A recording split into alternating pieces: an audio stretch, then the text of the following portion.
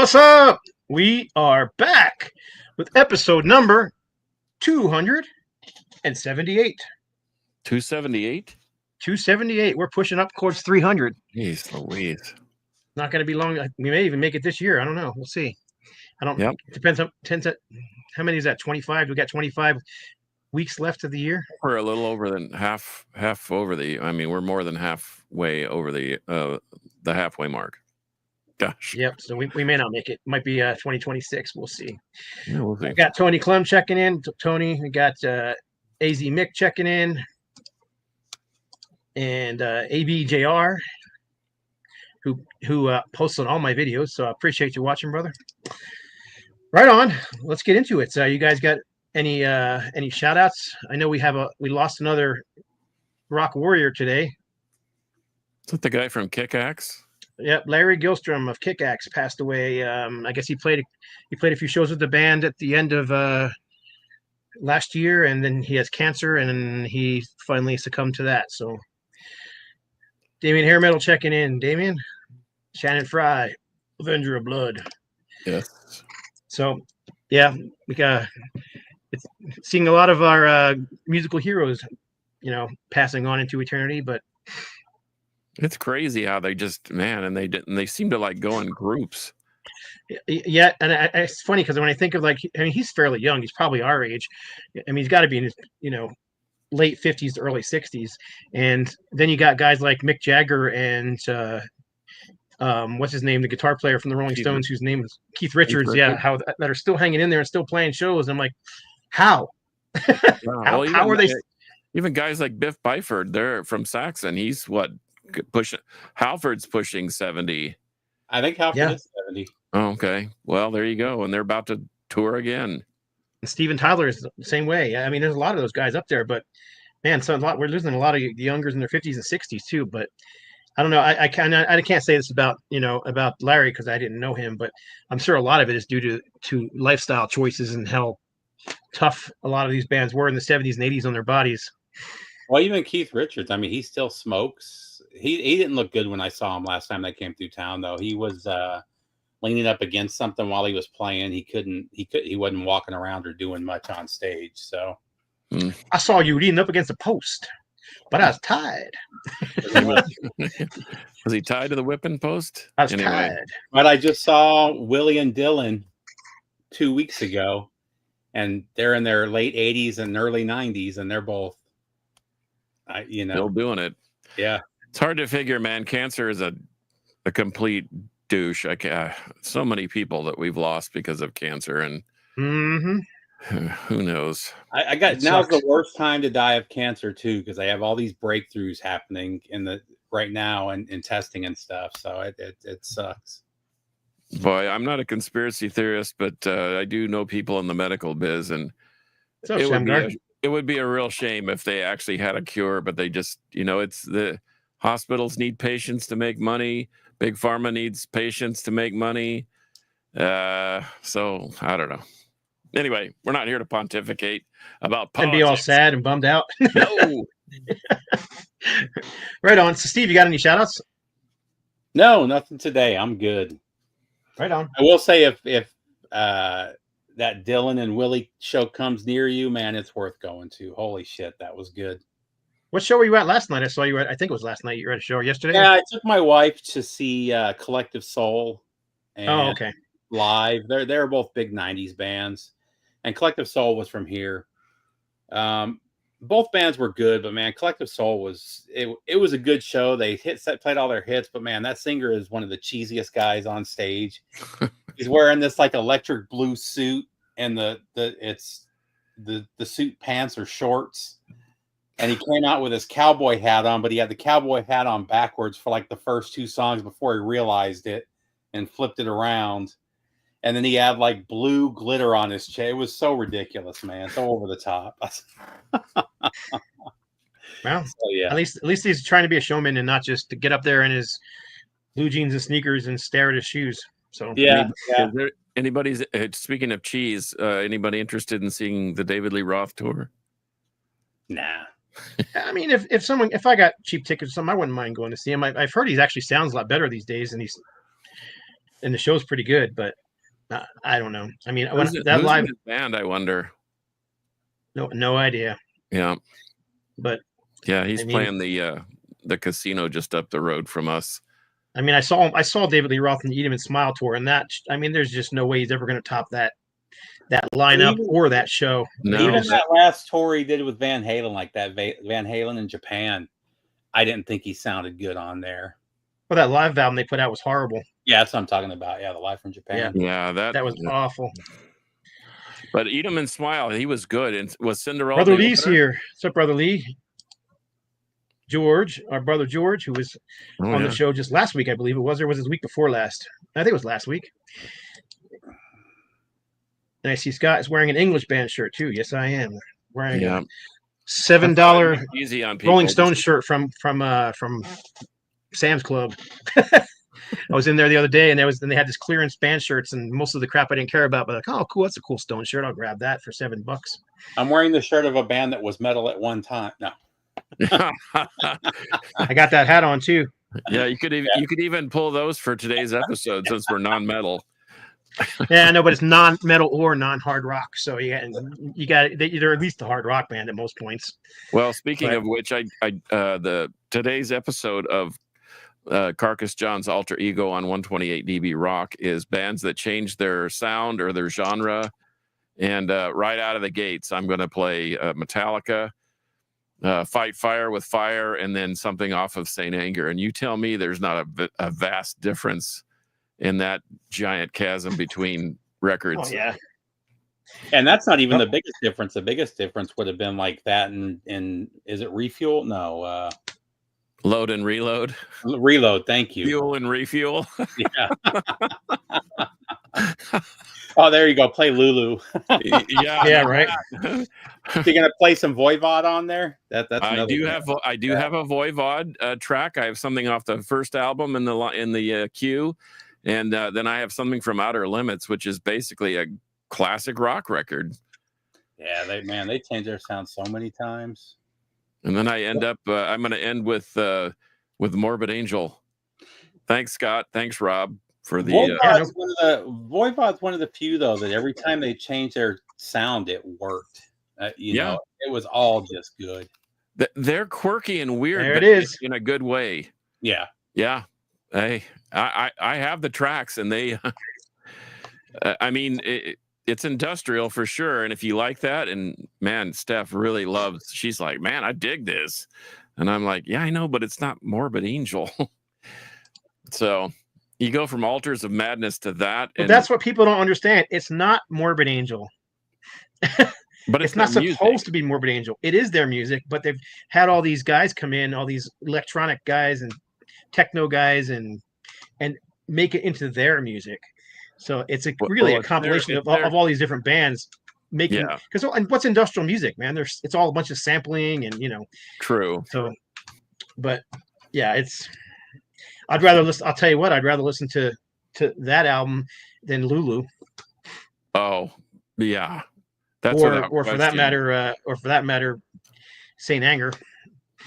I'd listen to Limp Bizkit before I'd listen to any one of those two. But anyhow, have you seen all the video memes going around about Metallica with what Metallica would sound like with a bad drummer, and it's just Metallica?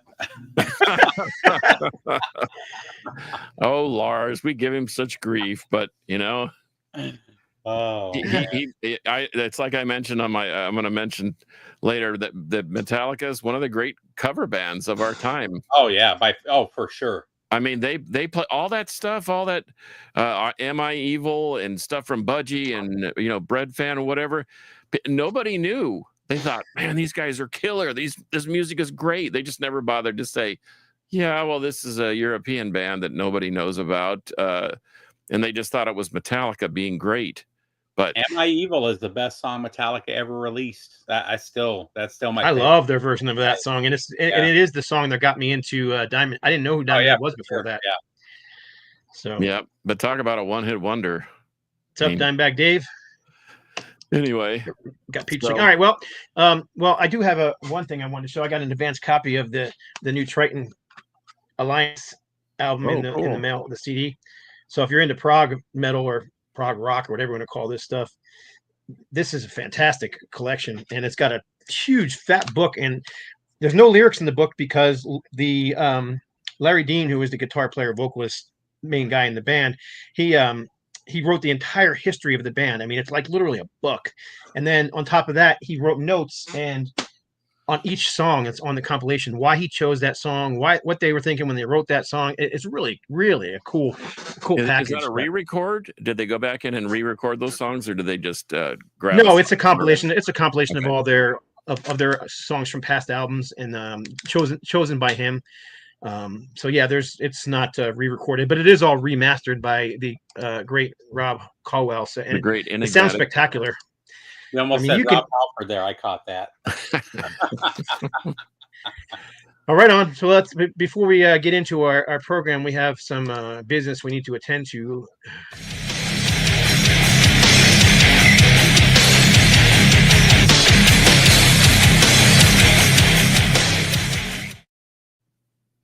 I could throw anything. I could throw anything up there. I just want to hear the song. But anyway, well, I've been on a. Whoops! Sorry. What happened? I clicked the button by mistake. Sorry. I was going to say I've been on a Kiss bender here lately. And me too. That's funny. I've just decided that I'm going to just listen to every record that they ever put out, good, bad, or indifferent, and I can't get this one off the turntable. That's my favorite.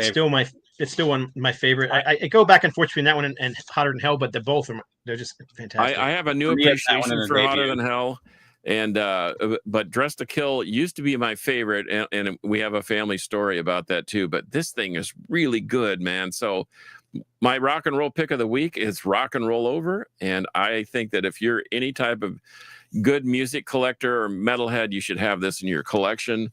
And I think I mentioned this once before, but before you go into your metal pick, let me show you something real quick. Okay. I just picked this up recently. This thing is fantastic. It's literally the band live in '73, and there's like 4 tracks on here that they never recorded.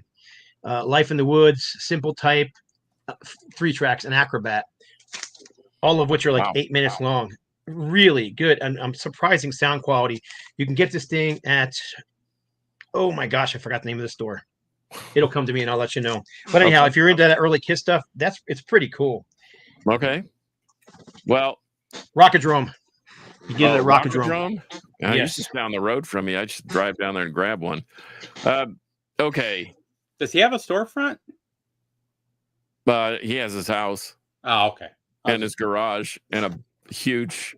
I buy so much shit from him. Yeah, a large living room with lots of record racks. Okay, look. You can say what you want about Testament. You can say what you want about Exodus. You can say what you want about Metallica. You can say what you want about any of those Bay Area bands. But for me, this album right here is the pinnacle. Heathen, Sadist, I've seen them all.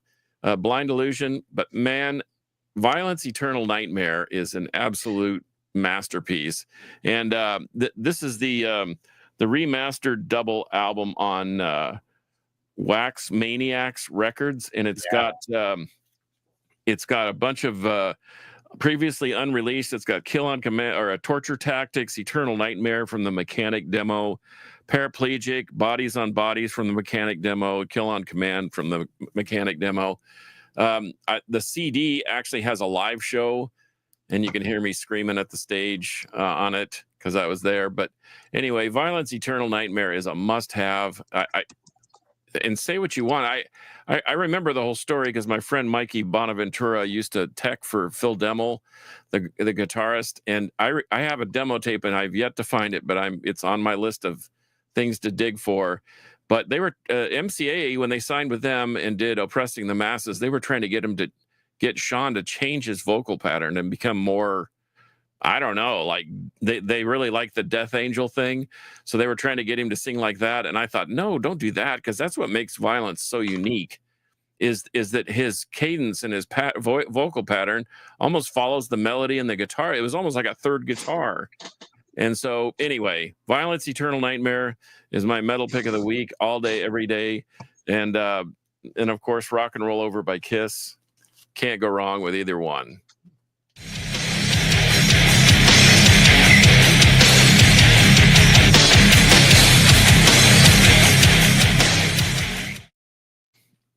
And there you have it. The pick I of the love week. that. I love that theme song. Thank you. We are so professional now. We are professional. That's bad to the bone. Okay, so we got a few comments here. Budgie, we talked about them quite a bit. Was it last week? Yep, great Kiss. I agree. It's Rock and Roll Over. I don't know. I say it's my favorite, and then I say Hotter Than Hell is my favorite the next day. So it just depends. There's just so many cool. It's pretty rare that I tell people to buy the reissues of any albums. Those 2014 reissues of all the Kiss albums sound so good. I recommend those over any of the originals. They did such a good job on those. Yep. Metal Kev with us.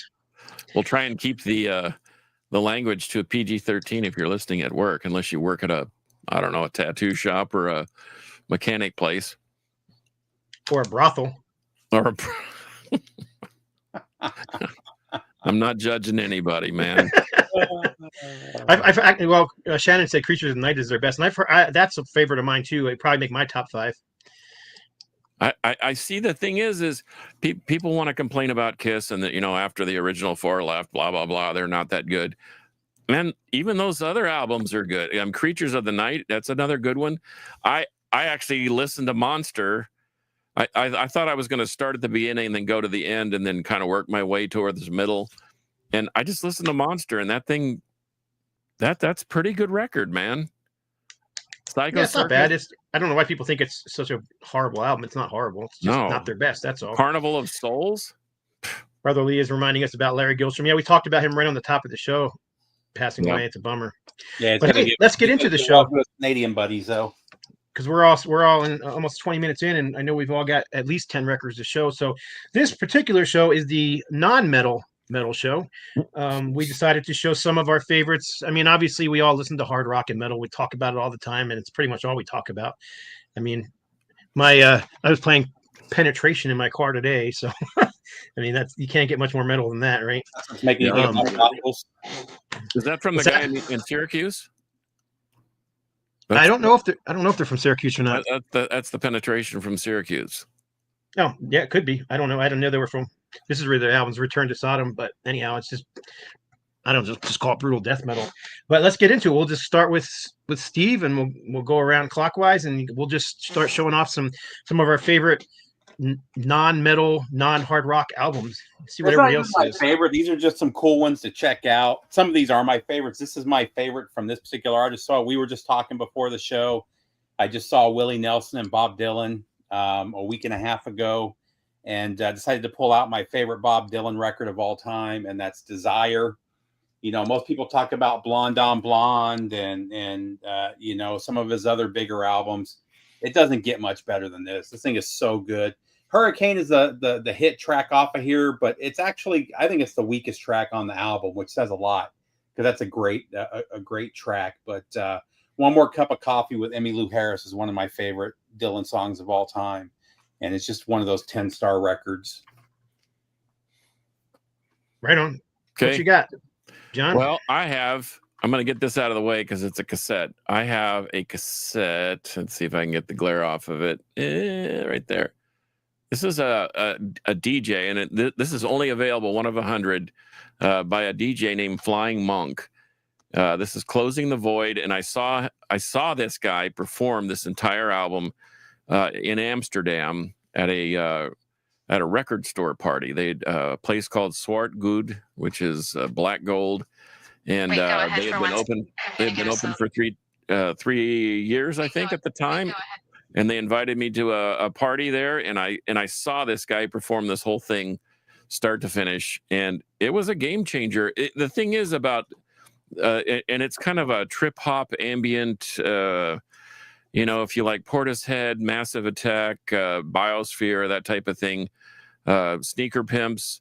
This doesn't have the vocals; it lets the music do the talking, basically. But to see those guys actually work the sampler or do a drum track while they're performing and then cut and scratch with live vinyl, and it's not computered, and it's not there's no laptop where you push a button and then you act like you're turning buttons. It's nothing like that. It was actual real instrumentation.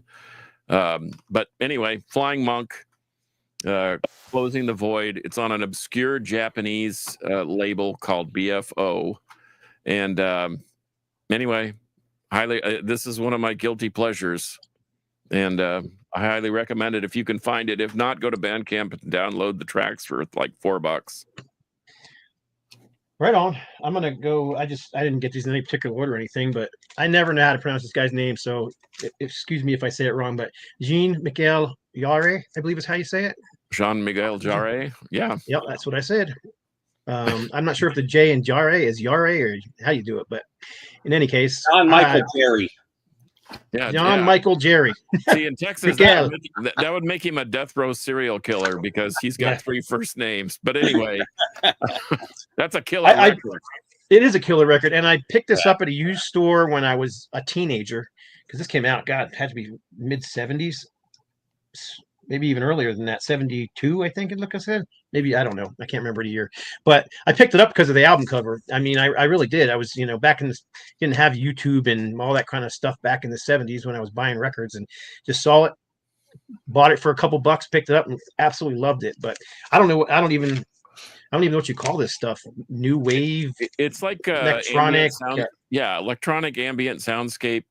I think I told you that my art teacher used to let us bring in a record on Fridays, and we'd have drawing time for an hour, and we'd listen to records. Well, Chick Corea, that's how I got introduced to Chick Corea, but that was also one of the records that my teacher, Mike Stanner, brought in, and we listened to the heck out of that. And there's a second one that's got parts, 7 through 12. Yep. And then his brother actually does something similar. And just another cool fact, Jean-Michel Jarre came to Houston and used the city skyline to, it was like for a 4th of July bicentennial show or something, but he was shooting lasers off buildings, and it was all to music with fireworks and everything. And they've got it on, you can buy it on vinyl, the whole performance. But yeah, that's a great record. I love that record. I have, and this is not his first album. I probably have 4 or 5 of his albums. But anyhow, so after buying this one, I obviously started looking for more, but definitely not hard rock or metal. No. But very, very well done. Very cool, especially if you just want something to chill to. It's, that's how it kind of. Yeah. So right on. You're up again, Steve. So this next one's a very well-known band, especially if you're into glam. A lot of people, I don't hear many people talk about this record, though, and it's become one of my favorite. It's Brain Capers from Mott the Hoople. So this one, the early Mott the Hoople is almost like a Dylan sounding. They were kind of going for that Dylan sound. And this is them getting away from that. You still hear a little bit of that, but you're starting to hear the glam that they would become on the next couple records. And man, if you run across it, it's just fantastic. It was one that I do a live show on Friday nights with a couple of guys, and they played a song off of it, and it was something I had never heard before. I didn't even realize it was Mott the Hoople, and I went and bought this record the next day. So highly recommend picking this one up. Yeah, I mean, you won't get an argument from me. I recommend any Mott the Hoople record, so because I love that band. But yeah, their first couple records were definitely different, and then they started getting into the more 70s glam style. Yeah. But yeah, we're getting a lot of comments. Appreciate all the comments. I'll keep putting them up. That's cool that somebody picked up the album because I recommended. Thanks, Metal Kev. Appreciate you letting me know that. Sure. And someone mentioned Eloy. That's a fantastic band. Their albums are a little hit and miss. They're kind of like Nectar. It's like, and they're still putting stuff out. Yeah. I'm gonna follow Scott's example and get something more ambient.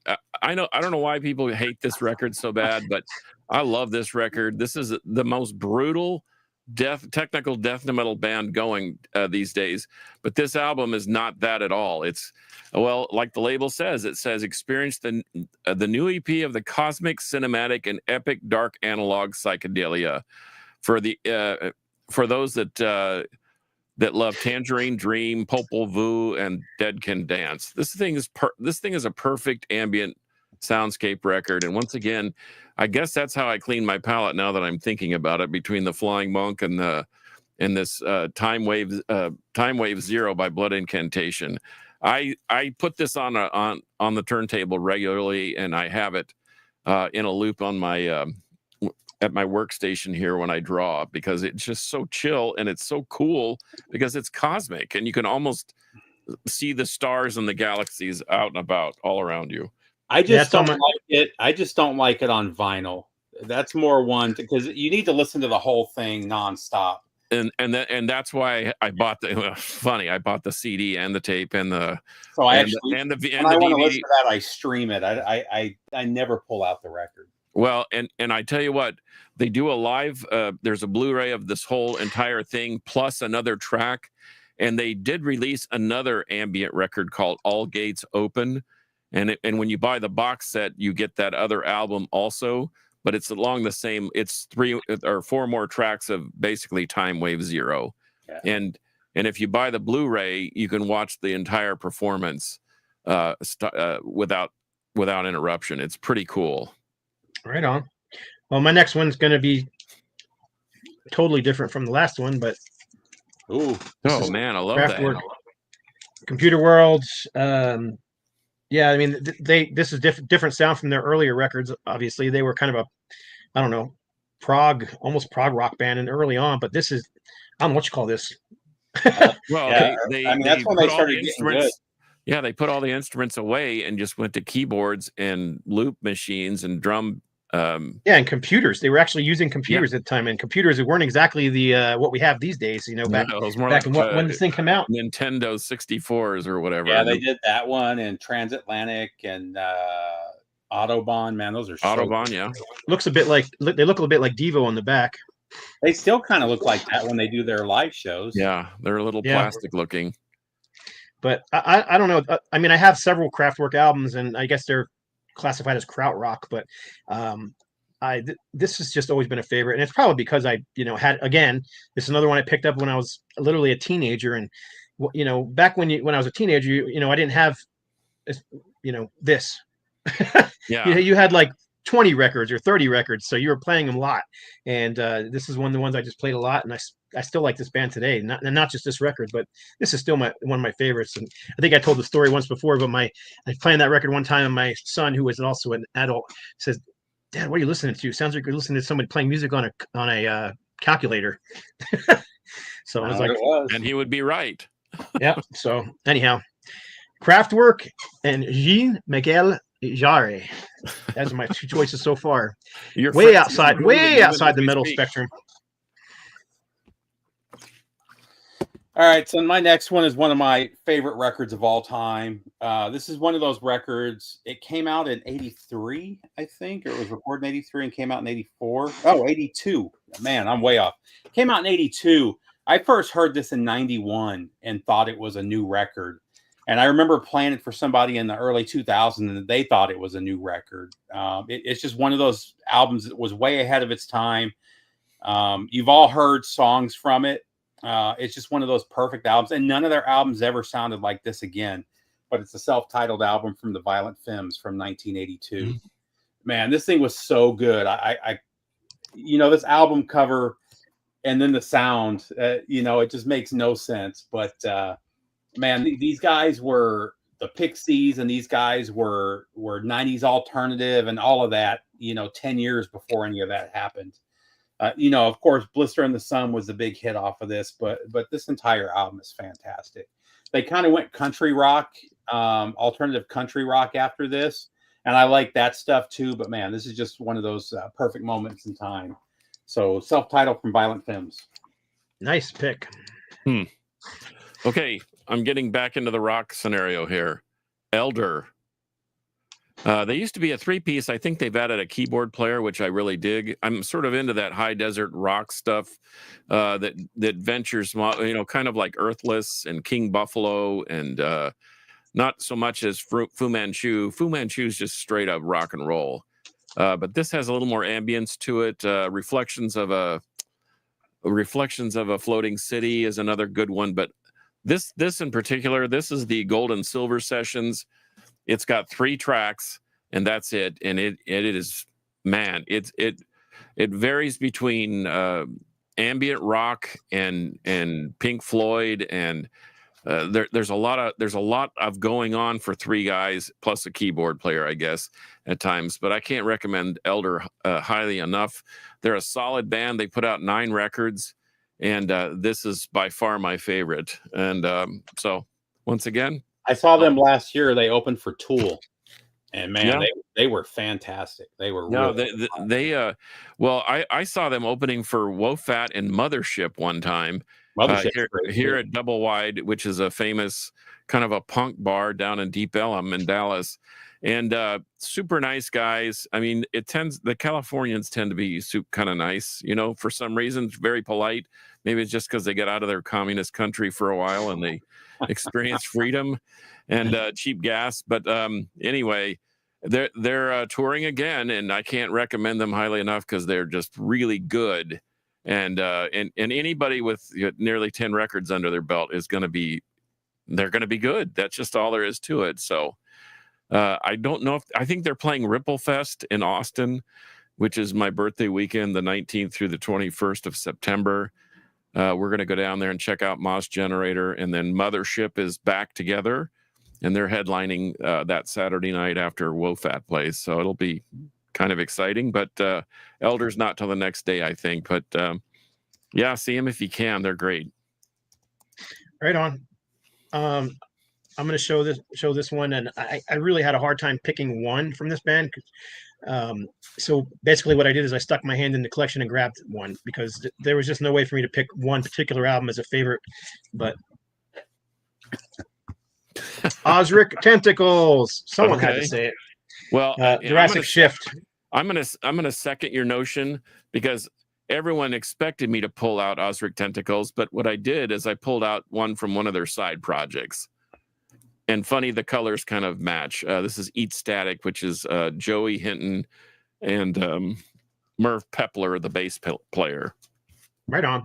Yeah, I almost did the same thing. Pulled out one of the Ed Wynn solo projects because I thought, he's going to show this. But I'm like, you know what? I love if I'm in the mood. This band there's no better band. And that's a great record. That is stellar. Yeah, and I was a few years ago. Oh gosh, maybe 8-9 years ago now. I was dealing with some stupid ass depression that was driving me up a friggin' wall, and Carcass John, made me this killer CD compilation of Jurassic of Ozric Tentacles, and that is still my favorite. That particular compilation, which I don't own anymore, is still my favorite thing from them, just because I guess it was the first thing I heard and what's got me into them. But yeah, I absolutely love this thing. Time out and stop you right there. I've got a package waiting for you, and I've redone the compilation for you. Right on. I think I told you, but I gave my copy to a friend, and that friend recently passed away. So, but I just thought it was something he could enjoy and listen to. That was outside of dude, put it on when you're not in a metal mood and see what this does for you. And he apparently liked it a lot. So yeah. Well, you got another one coming. Right on. I appreciate that. What do we got here? Hey, I see we're getting a few posts, but I'm kind of curious. Tell us some of your guys' favorites. Hey, John De Laurentiis. One of my favorites to chill out is the Atmospheric Andreas. Oh my gosh, I'm gonna butcher that name. There you go. White Winds album. Yep, that's a great. I know the name, but I don't know the album, so I'll have to check into that one. That's a great record too, by the way. John's been on the show before. I think he did one of our prog metal shows with our prog rock shows. That's right. So. Yeah. Anyhow, right on. So who's up next? Devo. So for those of you that are Hendrix fans, you guys know about the Band of Gypsys. So the first Band of Gypsys album was recorded live on December 31st, 1969, and January 1st, 1970. And then they took the best of each show, and that became the Band of Gypsys album. Well, this is live at the Fillmore East. This is the first show from 12/31. This is the full show. This is one of my favorite Jimi Hendrix live shows. This is so good. The versions of Easy Rider and Changes and Machine Gun on here are just 10-star. Yeah, you can't go wrong with any of the Hendrix stuff, to be perfectly honest. Even some of the bootlegs that are kind of rough, it's still pretty damn good. But man, this early, and this was like 3 or 4 weeks after Band of Gypsys got together. So they weren't even together for that long when they did this. And this is just a 10-star show. So highly recommend picking up any of the Band of Gypsies, but this show specifically is really good. I couldn't say it any better, Steve. That thing is a great rendition. We're getting some interesting things. We got Vandergraaf Generator. That's a great pick. As a matter of fact, I was just listening. I was just listening to one of their albums the other day. It's right behind me. And let's see. I've been digging James Gagnon and Joe Walsh. Yep. Good stuff. Wishbone Ash, another great one. James Gang right there. There you go. Okay. I'm going to pull this one's out of the fire. This is Ida Priesty and Andre La Jolla. My mother, this record's actually older than I am, believe it or not. My mother used to play this, and I have several other albums. But this thing is fantastic, and you talk about chilling in a different kind of way. It's classical Baroque guitar, and I could listen to this thing every day, and oftentimes do just put it on. But this is the original album. This is, I think, from 58 or 57. But it's still in great shape. My mom took really great care of it back in the day when they used to like label their records with their name, because they would loan their records out, something I don't normally do. But if you're ever in a classic mood, I love guitar, the whole idea of guitar. I guess drummers always want to be guitar players for some reason, and vice versa. But this thing is great. This has a lot of childhood memories, and I've been listening to it literally all my life. My mother said even when she was pregnant with me, that she would listen to this record to try and soothe me and calm me down, because I was very active in the womb, evidently. But anyway, Priesty and La Jolla, Baroque music for guitar, for two guitars, and they have Handel, Scarlatti, Pasquini, Marcello. You can't go wrong with this, man. This is just fantastic. Right on. Good choice. This is another one I got when I was a kid. I was going to youth group at the Baptist church that I used to attend in New Jersey. And I would show up to youth group wearing my Molly Hatchet, Jack Daniels, Aerosmith, whatever shirts. I didn't care because that was who I was. And I got along really well with the youth pastor. His name was Kevin, and I'm still friends with him to this day. But they would always try to get me to listen to the Christian stuff. And at the time, that was the 70s. It was like Sandy Patty. They were into, or the Raindrops Keep Falling on My Head guy. What's that guy's name? Raindrops keep falling on. Oh, we know the song. Yeah. Anyhow, that dude. It was just and they were just like pushing all that kind of stuff. Keith Green, that kind of stuff. And there's nothing wrong with any of those artists if you're into that kind of stuff. But I was wanting Led Zeppelin and The Who and Black Sabbath, and that wasn't it. So I would go over to my youth pastor's apartment, because he lived in walking distance from my house, and he had a bunch of records, and he turned me on to this album, and I've been a huge fan of it ever since. But this is Phil Keaggy's The Master and the Musician. Honestly, one of the best guitar records ever. And Phil Keaggy's one of the best guitarists ever, in my opinion. He's not a shred guitar player, but he's very unique. His albums are all over the place musically, from rock to prog rock to this kind of instrumental stuff. I actually pulled two of them. The Wind and the Wuthering. Wind and the Wuthering. That's Genesis. The Wind and the Wheat. Another great just instrumental album. This one's almost all acoustic guitars, where this one's kind of a mixture of electric and acoustic guitars. There's actually a remastered version of this out too that you can get with a bonus track or two on it. But yeah, absolutely love Phil Keaggy, one of my favorite musicians. I even like his rock stuff, and I probably have 15, 20 albums from him. But this is the one. This is my go-to record. It's also good music for background music when you're alone with the wife, if you know what I mean. So I also pulled this out just because I'm going to give it a little bit of a. This is Cosmic Cathedral, brand new album, just came out this year, maybe a month ago, and this is Neil Morse and Phil Keaggy together. This thing's freaking brilliant. Such good prog rock. I'm just blown away by it. Matter of fact, somebody's going to be getting one of these in the mail real soon, because I liked it that much that I ended up buying some extra copies and sending them to some friends. So, yeah, Phil Keaggy and Cosmic Cathedral. And that's it. You're up, Steve.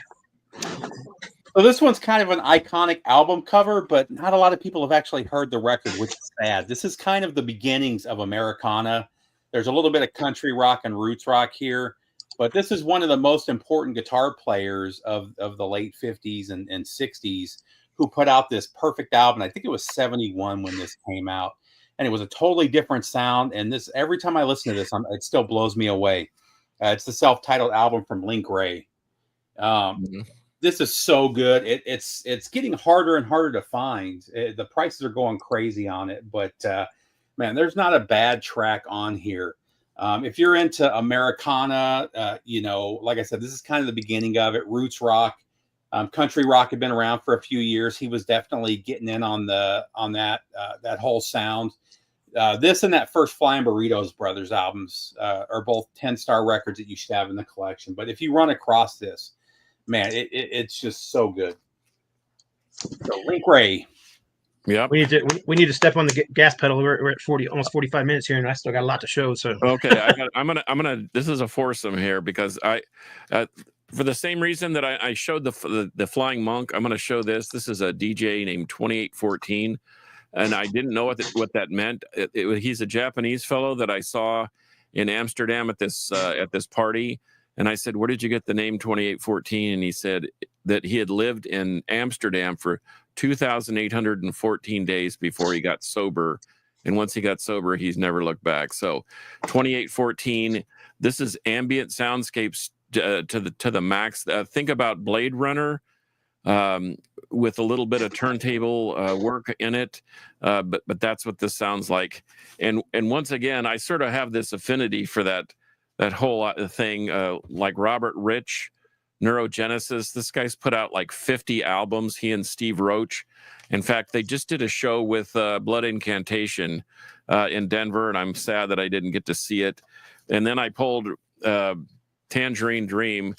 Speaking of krautrock, that's what they used to be. They were like Kraftwerk. They were just nothing but a 4-piece guitar, bass, drums, whatever, keyboard, krautrock band. Then they went completely off the rails with this album, Sight, which is a double album, and it's just killer. My daughter used to say that sounds like creepy Halloween music, so I used to play it in my garage with a bunch of flashing lights that you could see, lift the door up just a little bit so it looked like there was something crazy going on. But if you're going to start with Tangerine Dream, start with this one, Green Desert. This thing is so amazing that this is where I would start. Not Stratosphere, not Cyclone, not Sight, not anything else. Tangerine Dream, Green Desert, and you won't be disappointed. I'm gonna actually write that down because I don't have that album. Yeah, that is, man, and it's hard to find. And if I have a second copy, I'd be happy to send it to you. But Sight, Z-E-I-T, which means time, is fantastic too. But Green Desert for me is a winner all the way. Right on. I'm going to flip it around to another band similar to styles of the first few bands I sent, but this is Mike Oldfield's, and this is Airborne. Most known for his, Tubular Bells, which has been used in a bazillion movies. But this is actually my favorite album from him, and this is an American-only album. It never was released in Europe.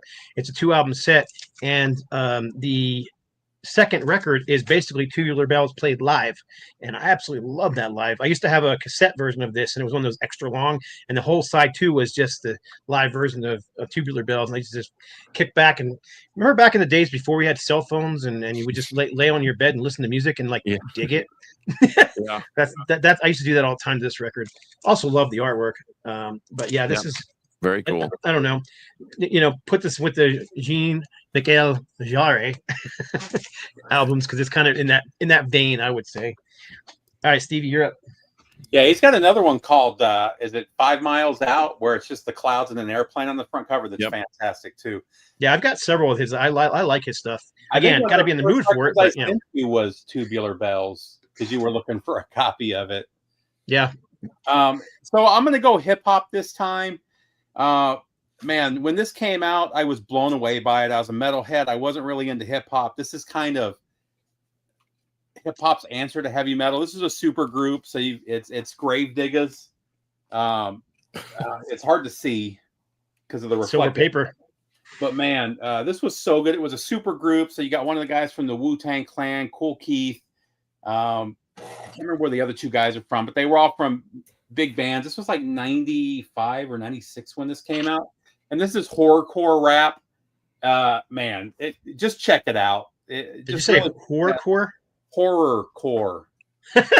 Horrorcore rap. Right on. It kind of created the sound with. There were a couple of other bands that kind of did satanic rap.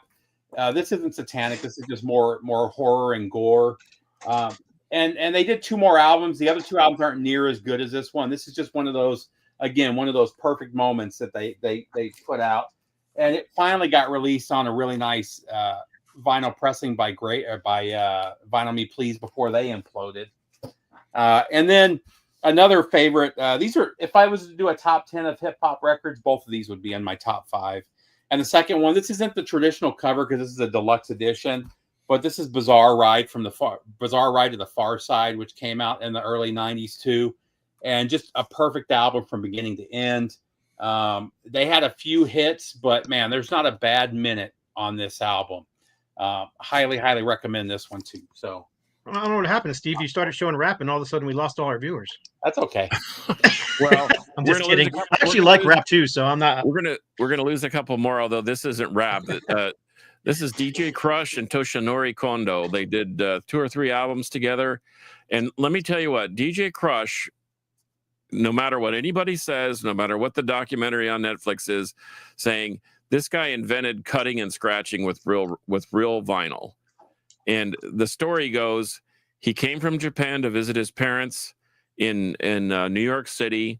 He got stuck. He didn't have the money to get back, so he started doing this, training these guys on how to do, the cut and scratch thing. But this thing is fantastic. It's ambient soundscapes, and Toshinori Kondo is like the Japanese version of Miles Davis. So you have the turntable aspect of it, and then you have the trumpet aspect of it. It's very jazzy, very fusion filled. But this thing is just, once again, this is one of those chill out, light the candles, fill the tub with suds, and pour your wife another glass of wine type deals. But this thing is excellent. And do a deep dive into DJ Crush, and it's Krush. And I've actually seen him 3 times. I saw him once as the backup for the Roots when they were doing their acoustic and their turntable deal when they had DJs.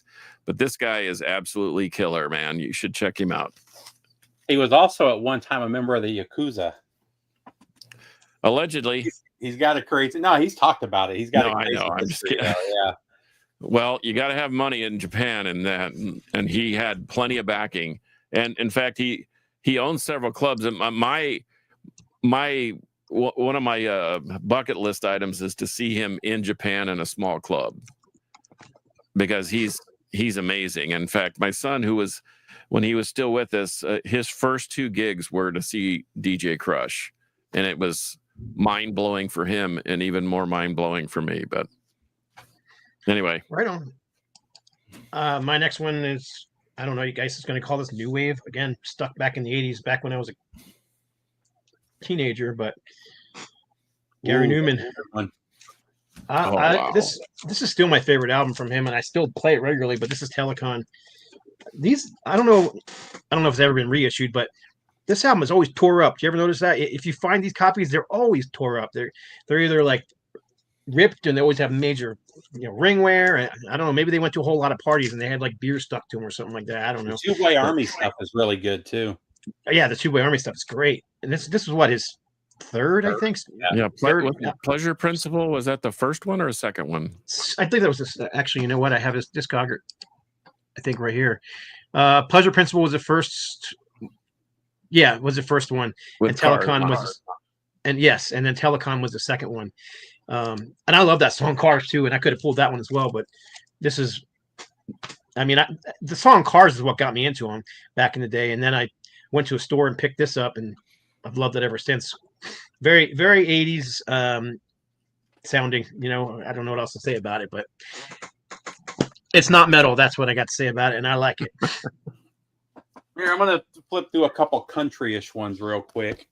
Now we're gonna lose the last 3 or 4 people watching. This is not straight up country. I'm just kidding. So this first was a guy named Amigo the Devil. I actually saw him at a heavy metal festival. He was the only non-metal person that was there, and he started with like 30 people, and by the end of his set, there were like 600 people surrounding the stage. It was so good. It's just him on a banjo. He's got a full band now. It's not as good, but it was just him and a banjo singing these. They call them murder folk, is what they called it. It's kind of murder ballads, though. I mean, it's songs, Hell and You, I Hope Your Husband Dies, just Dahmer Does Hollywood, just crazy stuff. But, man, he's such a good songwriter. The songs are well-written and they're funny. Some of them are almost like psychobilly themed or horror punk themed songs, but the country or to banjo music, really good. Next up, a Texas guy, Cody Jinks, who's become big all over the country. This is before he got big, though. This album is called 30. It's kind of hard to see. This is a reissue of it called Backside of 30 with an extra song. He was a heavy metal guy. His first band was a metal band. He decided to go the country route, and, man, it doesn't get much better than this. And I was just talking to Scott about this before we went live. Whiskey Myers is started off more on the countryside, and they've progressed more towards straight up Southern rock. And I think this is their most Southern rock album so far. This is from 2022, and it's called, is it Tornillo? Yeah, Tornillo. Another Texas band. These guys are fantastic. I highly recommend checking out any of their stuff. But this is one of my favorites. This is more towards the country rock as opposed to some of the country of their earlier stuff. So.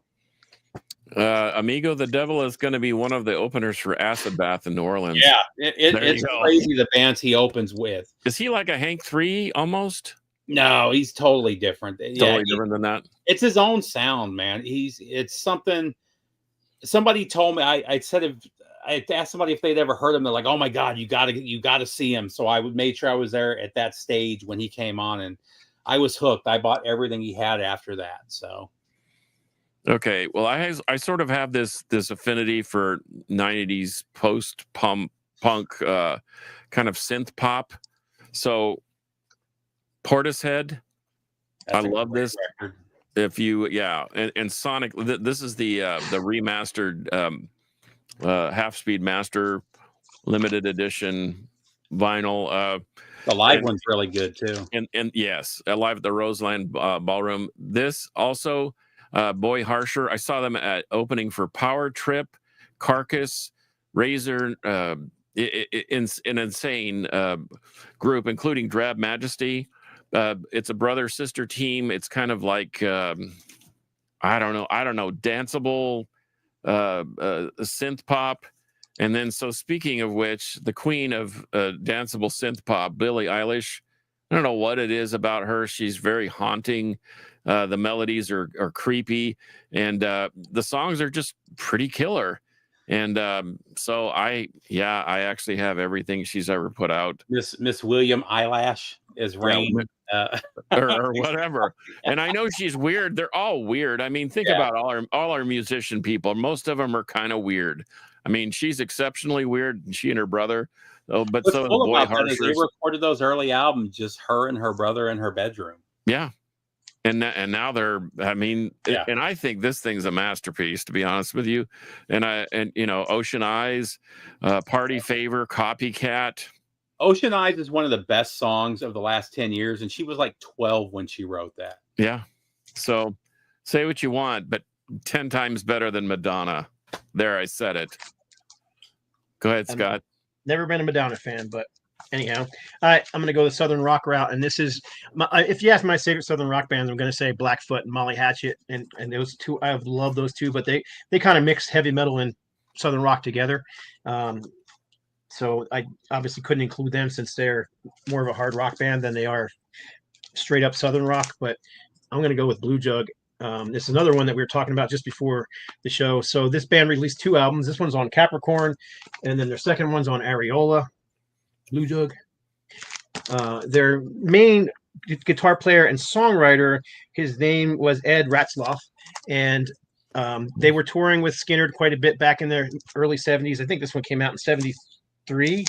and the other one came out in 75, something like that. And they were touring around a lot with Skynyrd back in the day, and MCA was going to pick them up, and they literally were in a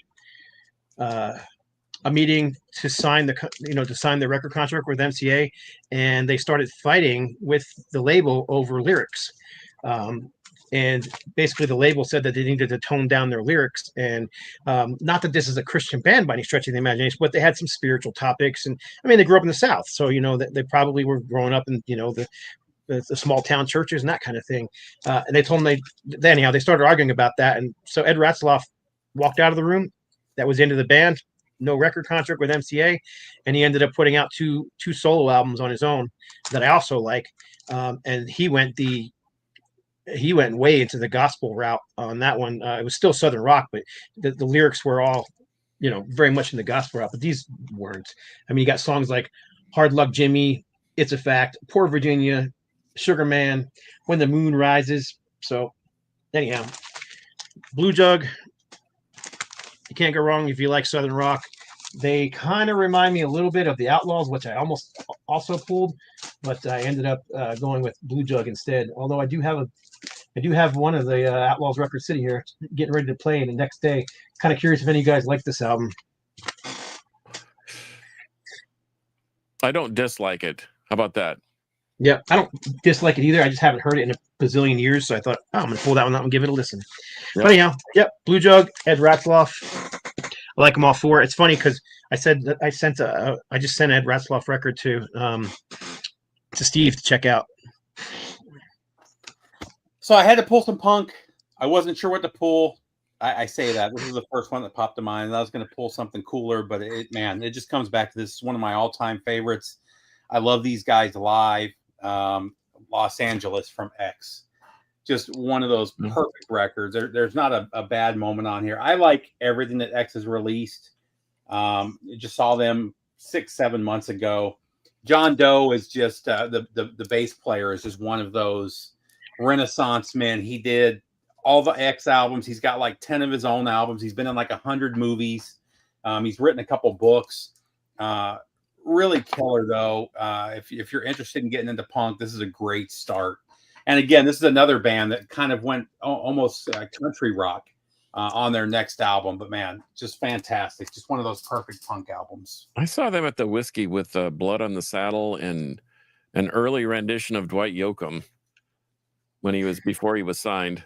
Well, John De Laurentiis, he proves once again that two Johns do make a right. And I pulled this. You speaking of Southern rock? I mean, these guys are from Georgia, right? Right up the road. Right up the road. I've actually met a couple of them. I have that exact copy, the MoFi, signed by Cindy. Oh my gosh, this thing is so great. My sister just saw them in Vegas. I guess they did a 2-week thing out there, and I thought that was the last that they'd ever play. I've seen them playing some big shows, but man, this thing, I spun this thing like you have no idea. Doing New Wave Night at the Star Palace back in the 80s, early 80s, and 6060842. There's a moon in the sky, and guess what, Steve? It's called The Moon. And Planet Claire, 52 Girls, Dance This Mess Around, Rock Lobster. I mean, you can't go wrong with this record. It's amazing. They have this guitar or this surf guitar sound in Georgia. It's unmatched. I mean, I love and you know what? You hear some of that surf guitar stuff going on in some of the early thrash too. So, and it's sad that I can't remember the guitar player's name. It's sad that he died because those first two records are perfect, and they just never sounded as good after he passed away. Agreed. But B-52 is the first one, the yellow one and the red one. Because what was the hit on the second one? Quiche Lorraine or I can't remember. I was going to pull that one too, but I knew we'd be. Anyway. Right on. All right. because we're at the end, I'm going to show the two real quick, but do my last two after that. Yeah. I've showed this album a million times. It's one of my all-time favorite albums. I've always considered it a precursor to Industrial, but this is Nectar's Recycled. I've got both versions of it here. There's a new version now that's remixed too, which is on my want list as well. But there's these are two different mixes. One's German, one is the US. I Their first three records are like that too. The German mix is different than the U.S. mix. Yeah, and the same thing. As a matter of fact, even the layouts are different. The U.S. version is a gatefold. The German version is not a gatefold, but comes with a poster. So So which one do you like better? What mix do you like better? I like the German on all three of them. I don't mind. I like them both. I grew up on the U.S. mix. I basically discovered these guys, went into a 5 and dime store, if you guys remember what those are, showing my age there. Mm-hmm. And I bought for a quarter each 4 8-track tapes, and one of them was Nectar Recycled. Another one was Sex Pistols, Nevermind the Bollocks, and Thin Lizzy, Chinatown. I can't remember what the other one was, but anyhow, my buddy still had an 8-track player in his beater car, so we would play those things constantly, and this thing just got played to death. That's when I discovered my dad had an old 8-track player down in the basement, so I pulled it out and hooked it up to my stereo, and played it. I don't have it anymore. I wish I did, but one of my favorite albums. And then this is prog/pop rock. I love this band's whole catalog, but Abacab. Do you have all 4 different covers? There's 4 different covers of that album. Yes, I do. Hang on a second. My computer just closed everything all of a sudden. But yes, I have actually 5 versions here. So this is a weird one because it's a Bulgarian pressing. It's flat. It doesn't have a spine or anything like that. But yes, here's the 4 pressings. There's 1, 2, 3, and 4. Yep. And these are all U.S. pressings. I have 1 Canadian pressing in here. One of these is Canadian pressing. But I picked up the Canadian one when I was in Canada. But I know that they went to the more poppy route on here, and people don't tend to like the poppier stuff. Same with Duke and the self-titled Genesis album that followed this one. But there's still a lot of prog on here, and even the song Abacab is just like an 8-minute jam. Yeah. I mean, but I even like the hits, like No Reply at All, Man on the Corner, and all those songs from here. But I easily could have pulled any of the. I was actually listening to Wind and Wuthering today, so I almost pulled that one. But this one and Duke, I don't know. They're just some of my favorite records of all time. Number 3 is one of my favorite, and that's an opus, man. And then I'll show this one too when I got it here. But this is Glass Harp, kind of a cheat because this is also Phil Keaggy. But Glass Harp was a late 60s, early 70s. I don't know what you call it, prog psych rock band.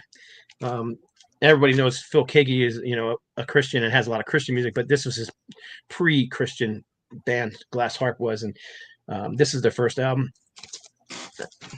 And that's it for me. What you got, Steve? 2 more. I had to pull a couple from the 90s. Not only is this one of my favorite records of the 90s, it's one of my favorite records of all time.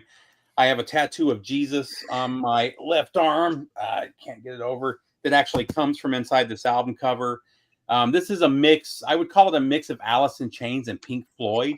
But it's Mad Season Above. Oh, yeah. This is just one of those perfect records, man. I never get sick of hearing this. If I was to do a top 10 of the 90s, this would probably be number 1 or 2. I just never get sick of it. Has that got Scott Weiland singing? No, it's Lane Staley from Alice in Chains. Lane Staley, and but it's got members of Alice in Chains and it's Lane Staley from Alice in Chains. It's the drummer from Screaming Trees. It's is it Mike McCready from Pearl Jam? From Pearl Jam. I can't remember. There's one more too. And then the singer from Screaming Trees, Mark Lanigan, is on here as well. It's just and the guitar on here. It's some of the best guitar of the 90s. It's the guitar. He has this kind of Gilmore sound when he solos, and it's just fantastic. It doesn't sound like Alice in Chains. It just, because Lane Staley's in there, it just gives it that sound. And he wrote some of this. He didn't write a lot of the Alice in Chains stuff. Some of this stuff is really dark, and this is still him at the peak of his addiction. I mean, he was super doped up during this. They actually did it. 2 of the guys from the band had just got out of rehab and were clean, and the idea was to do this project as a way to get Lane Staley to go into rehab, which unfortunately didn't happen. He passed away a few years later. But man, talk about a perfect record. I wish they would have done some live. They did like 2 live shows, and that was it. And then this album, and the Live at the Moore Theater is fantastic too. And then the last one. So this is a kind of a weird band. The singer is the main guy. I can't remember his name. He had a really good band on this first record. He completely alienated the whole band. The second album was basically a whole different band with him. But it's him and an acoustic guitar, but it's with a full band behind him, and it's fantastic. It's called Days of the New. Mm-hmm. And man, I've listened to this a million times, and it's just when you want to just chill and relax and listen to some mellow music, this is the first thing that I put on. He had a second album it's not as good, but it's close. And then he wrote a third album that just got released a couple years ago, but it was recorded in the 90s during this same era. But 10-star record right here. It finally got released on MOV. This is one that had never been released to vinyl until this came out. So I was really happy. So that's it for me. Days of the New and Mad Season. Okay. I'll be fast. I've mentioned this thing tons and tons of times. Jeff Beck, Blow by Blow. Yes, this is the Half Speed Master, and it sounds great. Once again, hearkening back to that art class with Mike Stanner, my coach and teacher. I would be remiss if I didn't mention Pink Floyd.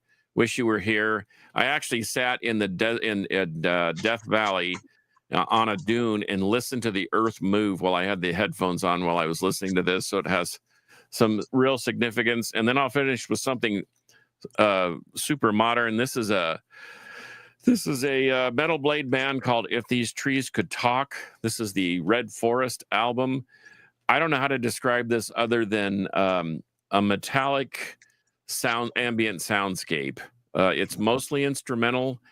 There's some vocal stylings on here, but I don't even know how to describe how great this thing is.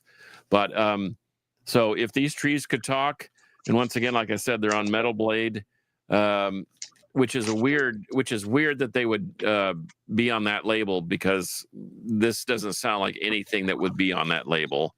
But if you like that type of thing, like Leaving from Oakland, or even Bleed from Denton, Texas, man, this is for you. It just fantastic. And thanks for letting us indulge ourselves in cleansing our palate of all metal for just at least an hour. Yeah, I just thought it was a fun thing to do. I mean, we don't just listen to hard rock and metal. I mean, I don't know a whole lot of people who do. Maybe when we were younger, but even then, when I was a teenager, I listened to all kinds of crap. But I still loved my metal and played it a lot, and considered myself a metalhead, and had my battle jack and all the other stuff. But hey, just one more. We were more limited when we were kids, though. Because one more quick one that I forgot was Drain SPH. So if you guys haven't heard, so this is Mrs. Tony Iommi. Those chicks rule, man. This was her band. This album was fantastic. Kind of going for that Alice in Chains sound, but kind of did their own thing with it. With a second guitar, though. And I never get sick of this one either. This one's fantastic. Unfortunately, she married Tony Iommi, or they started dating, and she kind of gave up on the band, to be the wife. I would love to have heard more of them, but fantastic album. So sorry. Yep. Right on. All right. Well, we went over a little bit, but appreciate everybody sticking around. We didn't really lose anybody, so appreciate that. Let's see, we got any more comments? That's a good suggestion too. I don't know. See, I always consider Queen a hard rock band, though. That's why I wouldn't. Early stuff, it keeps popping up on my player. The first 3 albums, dude, they were way different before they went more pop. Yeah. Oh yeah, they were definitely. I mean, they were like powerful, I said, man. Power. They were heavy. Yeah, they were a heavy rock band in the 70s. So I think I told you I got a magazine that pairs them against Aerosmith for the heavy metal crown of 78 or 77 or whatever it was. But Aerosmith won. Yeah. The popular vote. Stone Cold Crazy. I mean, come on. That's the same band that did Night at the Opera. You know what I mean? It's crazy. Yep. All right. Well, you can, let me find the little things here. You can find Steve at, if I can figure out where the banners are, there they are. You can find Steve at Harmless Rebel 868 on YouTube, and I believe you're available pretty much on Facebook and every other platform as well. Harmless _ I can't even say the word. Harmless _ Rebel on Instagram. those wondering where Kevin was today, he ended up having to work, even though he's retired. He does work part-time here and there to make some extra money. I mean, what do you got? You got to do that when you're a vinyl fanatic like the rest of us. Matter of fact, a little thing popped up on my phone while we were doing the show that said the average person spends $250 a year on their hobbies, and I'm like, yeah. I wish. Might add another 0 to that one, please. Yeah, exactly. Anyhow, so you can find Kevin on Old Metal Rocker 66. You can find, where are you? We can find John at Carcass John Art on Instagram, and you can also find him at 128 DB Rock with Carcass John's alter ego. In fact, tonight at 10 o'clock, download the free app and you can listen to my genre bending list of superstars. And then there's always the Crypt on Saturday night at 9 o'clock. And that is the heaviest of the heavy. And as Metal Rob said, all the gurgling and gargling that you'd want. So, and Metal Rob, what's his show? The remember? Metal Rob Show. Which is on every day at what time? At 3 o'clock Central Standard Time. Right on. And it's actually pretty good. I'm not a popular radio rock kind of guy, but he throws in enough stuff that it's very interesting, and I gotta hand it to the little fella. He really has a good show. And then you can find me on Instagram at No Life Till Metal. You can find me on YouTube at Scott Waters or No Life Till Metal. You can find me on Facebook or Instagram or any of those fun places that everybody hangs out on. All the old guys hang out on Facebook. All the young people hang out on all the other apps, but whatever. We're old guys. So that's it. Well, we got one more suggestion. Paul Rogers. The dude from Bad Company? Yeah. Yeah. Does he have a lot of, I mean, I know some Bad Company stuff, but I'm not like well versed in Bad Company enough to know his solo stuff. So well, he sang in Queen for a while too, by the way. Yeah, I wasn't real impressed with that. Come on, I mean, not. No, I mean, he's a great singer, but it's just, yeah. It would be you could. I mean, that would be like Steven Tyler stepping down and Paul Rogers singing for Tyler. It's just not the same thing. Not the same. Yeah, we're Led Zeppelin. There's just some of those bands where the vocalist is so ingrained into the band sound that I think the only time that ever worked was Journey. I think Arnel Pineda knocked it out of the park, but that is an anomaly. But even then, they didn't really climb up any ladders. They kind of no. They stayed on the steep. It worked with AC/DC. Well, yeah. That's one of the few, but that was an exception because the singer died during their climb to the top. So, yeah. Anyhow, we're going to get into a whole nother discussion. So, for episode number 278 of the non-metal roundtable today, I should have made that the title, huh? The non-metal roundtable. Anyhow, for episode number 278 of the metal roundtable, you know how we do it. Metal. Non-metal will prevail. Non-metal. Non-metal will prevail too. DJ.